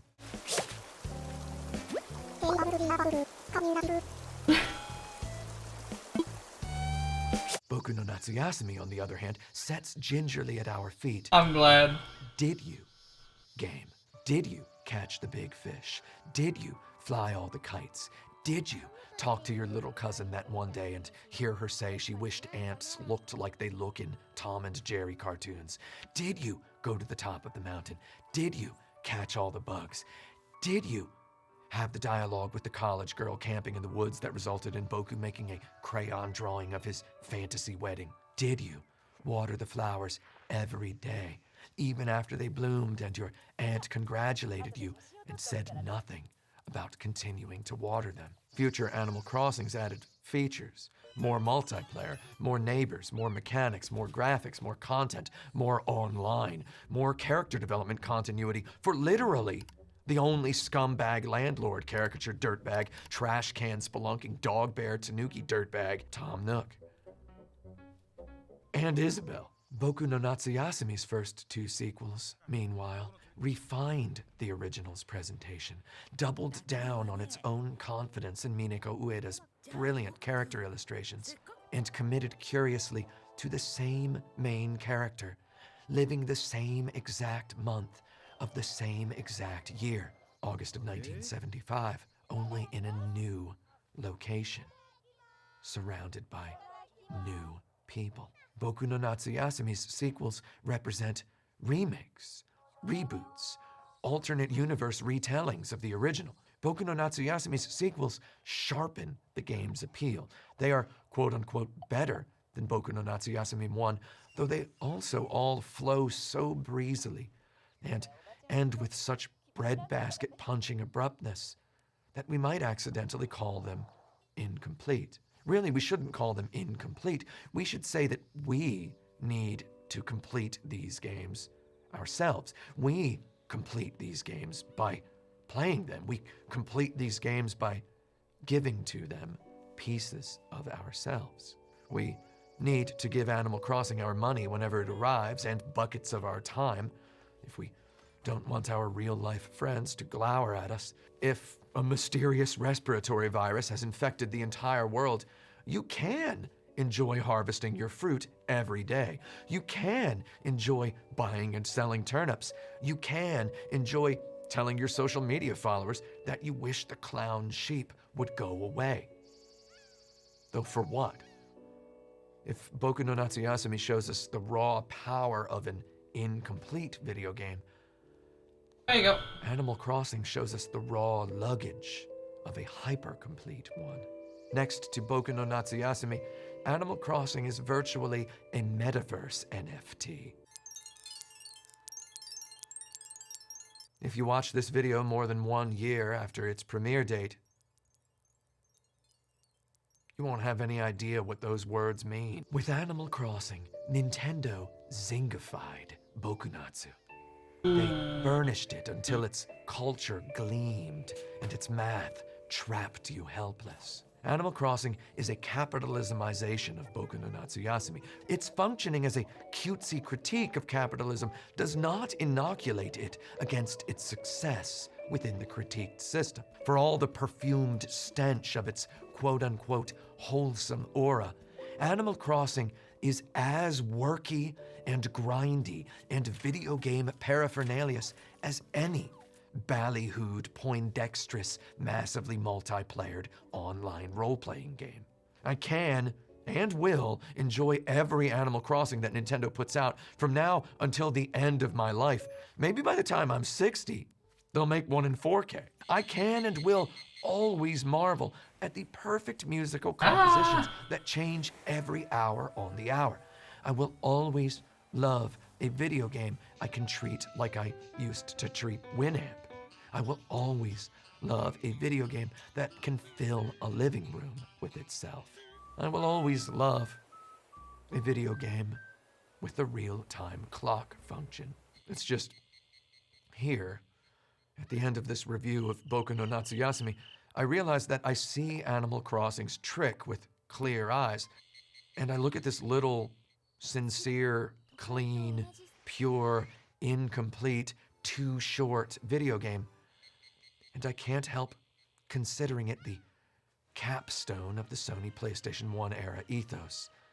A horrorless Resident Evil-like, a fightless Final Fantasy-like, a dating simulation where you date your future self. A game for current children, a game for former children. A bold, artistic mold breaker like Tale of the Sun or Aquanaut's Holiday or Kaze no Notamu that majestically cannot aggravate anybody with its user experience. A game as plumb full of realistic, accurate, authentic Japanese Inaka insect soundscapes as Gran Turismo brims with car engine noises. Because the same exact weirdo audio files recorded them all. A game for game players, a game for film watchers, a game for the people, a game for connoisseurs, a Shenmue released just 6 months after Shenmue that answers the question, what would it be like if there was a Shenmue where you didn't have to punch anyone who might have killed your father, and it was just about the kitten feeding stuff, hanging out in a verisimilitudinous, perfectly authentic feeling real place at a real point in history? It answers this question with, well, it'd be a lot better than Shenmue. So it hurts me a lot to say this, though. I'm sorry, Sega. Get owned. So if the Sony PlayStation is better than the Sega Dreamcast, that can mean only one thing. Boku no Natsuyasumi, therefore, has made me finally decide that the Sony PlayStation has always been better than every Nintendo console ever made. Just look at the facts.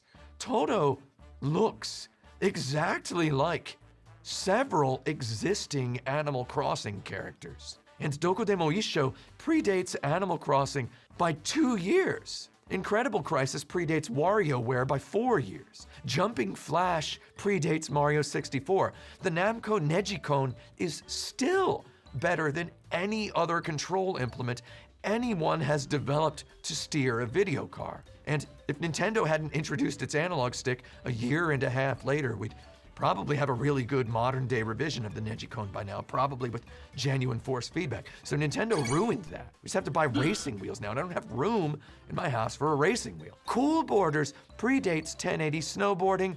Jet Moto doesn't predate Wave Race 64, though you gotta admit it looks like it does. Gran Turismo 4 invented in-game photo modes by letting you save photos to a USB stick for easy sharing online before YouTube, before Twitch TV, before social media. Sony's iToy, a webcam-like peripheral that lets you turn your television into a big weird touchscreen, predates the Nintendo DS by 1 year, and the Nintendo Wii by 3 years, and the Kinect by 7 years. Lord! While I'm here, let me just add that the PlayStation Move controller got made the heck fun of because it seemed like Sony was copying the Wiimote. Though, come on, man. They made the iToy. Sony did make a motion controls thing first. They just did. Nintendo Mii's are basically a store brand Boku no Natsuyasumi character creator. Also, Ico predates every indie game, and without Shadow of the Colossus, we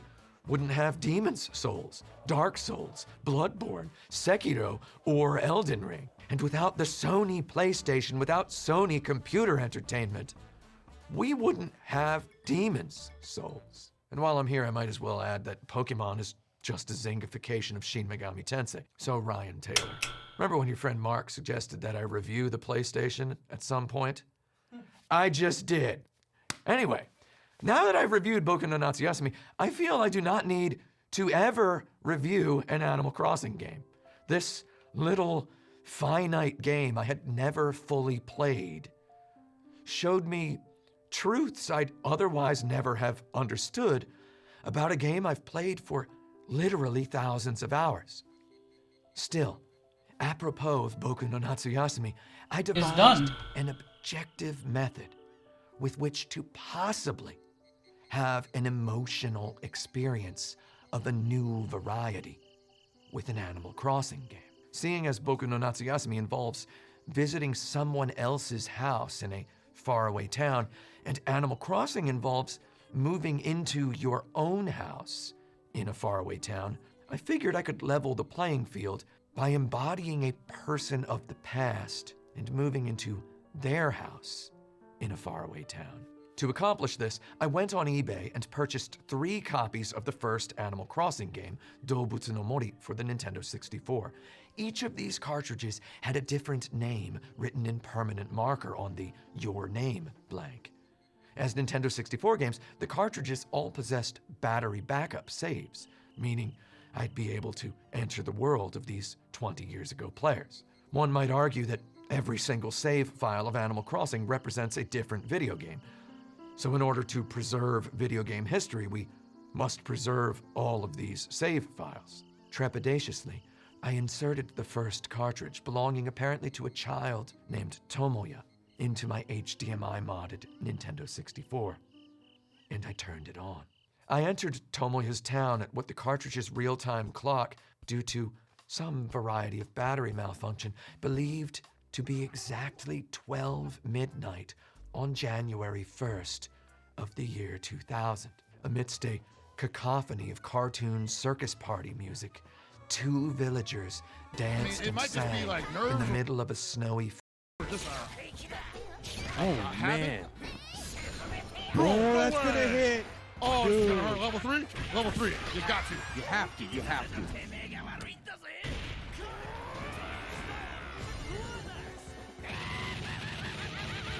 You still got 1 left over for the EX command grab in the corner.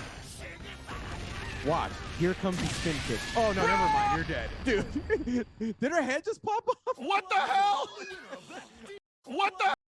Did her Here comes the spin kick. Oh no, never mind. You're dead. Dude. Did her head just pop off? What the hell?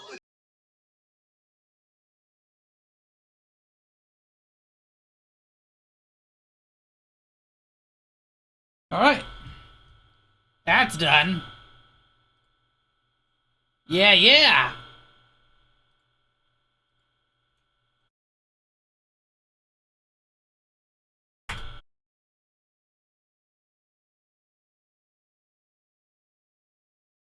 I think I should draw Rumble.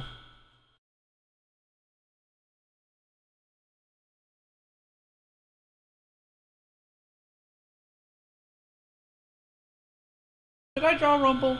I think I might draw Rumble.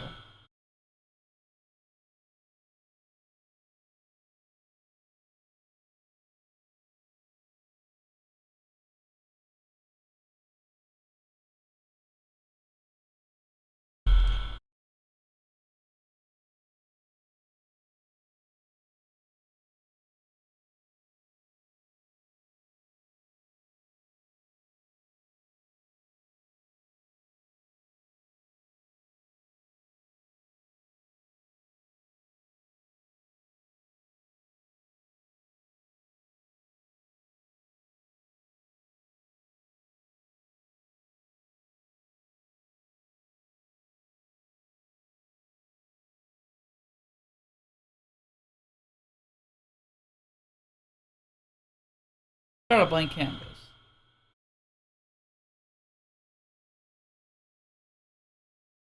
Forest in the dead of night outside a Also, actually almost done with this review. countdown clock ringing in Y2K. I entered Tomoya's Spartan level 1, never upgraded, barely played living room. He had an acoustic guitar and a TV stand with no TV. I sat in his chair.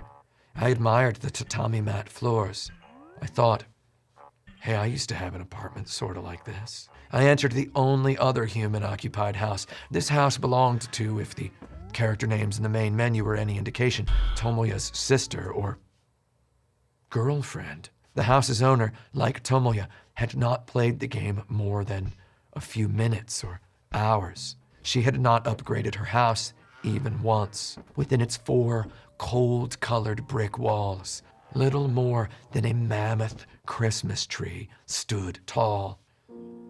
I felt suddenly like I had just gotten caught eating Cheetos at a funeral to which nobody had invited me. I walked back over to the New Year's party where the 2 villagers were continuing to celebrate, still believing the clock had just struck midnight on New Year's Y2K. Alone, trapped inside a battery, repeating the same day for 22 years, starting the new millennium so loudly, 30 times per second, from now until forever after I, in horror, switched the power off. This experience did not fill me with the desire to try either of the other 2 cartridges. So while I did discover a somewhat new genre of horror, which is cool, Boku no Natsuyasumi's August 32nd glitch absolutely blows it away. ごちそうさまでした。ごちそうさまでした。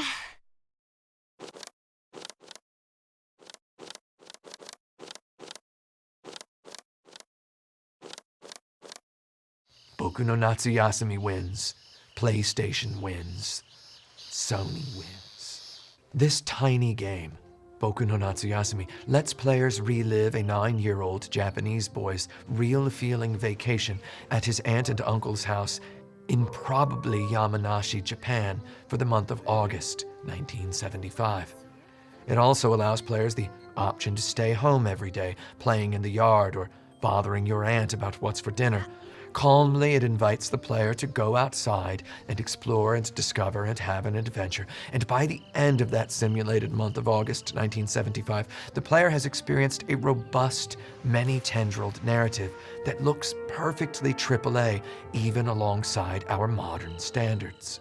Boku no Natsuyasumi director Kaz Ayabe said in an interview that when he played Red Dead Redemption, he wished the people who had made it would make a Boku no Natsuyasumi-like. I take great pains to explain this here because as recently as late 2021, we've endured a round of mainstream conversation on the subject of whether or not non-violent AAA video games could achieve sales success.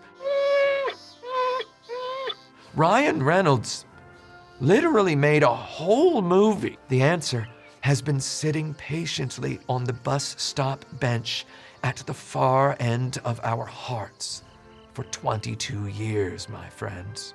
Boku no Natsuyasumi made me want to play better video games, many of which don't even exist. It also made me want to replay Millennium Kitchen's Attack of the Friday Monsters, which is on the Nintendo 3DS, which my bad eyes have trouble seeing, so it basically doesn't exist. Boku no Natsuyasumi made me realize afresh the power video games have to make me feel like a participant in rich events unfolding around me in a place impossibly foreign to my time machine lacking self.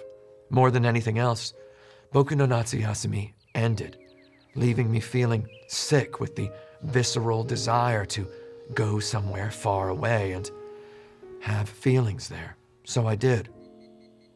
I'd say any game that has that kind of effect on a person belongs pretty high up on a ranked list of the best video games of all time.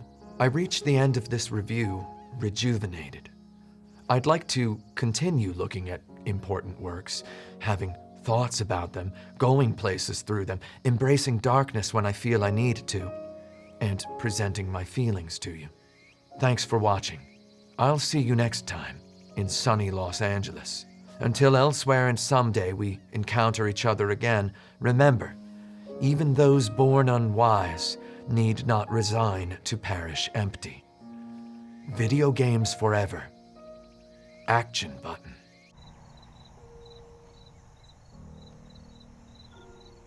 Damn, that was a good video. I'm glad I literally watched the whole damn thing. I'm gonna run to go grab some food. I'll be back.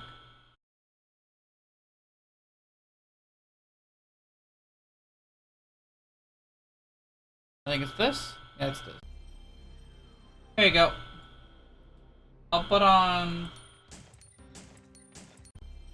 this. I will not be recording this.